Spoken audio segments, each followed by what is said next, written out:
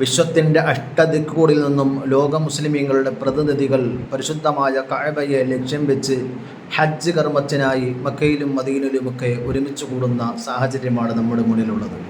വിശ്വാസികളുടെ പ്രതിനിധികളായി ഓരോരുത്തരും ഹജ്ജ് കർമ്മം ചെയ്യുമ്പം ഹജ്ജിന് പങ്കെടുക്കാത്ത ആളുകൾക്ക് ഏറ്റവും ശ്രേഷ്ഠമായ സൽക്കർമ്മം ഏതാണ്?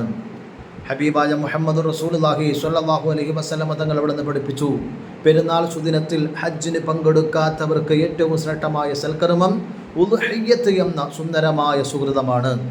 ആ ഉദ്ഹിയ്യത്തിന് കഴിവുള്ളവർ പെരുന്നാൾ ദിവസത്തിൻ്റെ അന്നത്തെ ചെലവിന് സ്വന്തം ചെലവും അതുപോലെ ചെലവ് കൊടുക്കാൻ നിർബന്ധമായവരുടെ ചെലവിൽ നിന്നും ഉദ്ഹിയ്യത്ത് മൃഗം വാങ്ങിക്കാനുള്ള പൈസ മിച്ചമുണ്ട് എങ്കിൽ ഉദ്ഹിയ്യത്ത് കൊടുക്കൽ ശക്തിയായ സുന്നത്താണ്. ശാഫിഈ മദ്ഹബിൽ, ഹനഫി മദ്ഹബിൽ ഉദ്ഹിയ്യത്ത് വാജിബാണ്, നിർബന്ധമാണ്.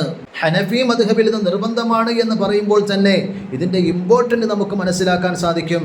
ആയതിനാൽ കഴിവുള്ളവരൊക്കെ ഉദ്ഹിയ്യത്ത് എന്ന ശ്രേഷ്ഠമായ കർമ്മത്തിൽ പങ്കെടുക്കണം. ഹബീബായ മുഹമ്മദ് റസൂലുള്ളാഹി സ്വല്ലല്ലാഹു അലൈഹി വസല്ലം തങ്ങൾ പഠിപ്പിച്ചു, ഉദ്ഹിയ്യത്ത് മൃഗത്തിൻ്റെ ഒരു തുള്ളി, ആദ്യത്തെ തുള്ളി തറയിലേക്ക് വീഴുമ്പോൾ തന്നെ 4000-ഓളം വരുന്ന പാപങ്ങൾ അല്ലാഹു പുറത്തു തരും. മഹദിയായ ഫാത്തിമ ബീബി റളിയല്ലാഹു തആല എന്നെ വിളിച്ചിട്ട് പറഞ്ഞു, ഓ ഫാത്തിമ, നീ ഉദ്ഹിയ്യത്ത് കർമ്മത്തിൽ ബന്ധപ്പെട്ടാൽ, അതുമായി സഹകരിച്ചാൽ അള്ളാഹു നിന്റെ മുൻ കഴിഞ്ഞു പോയി സകല പാപങ്ങളും പുറത്തു തരും.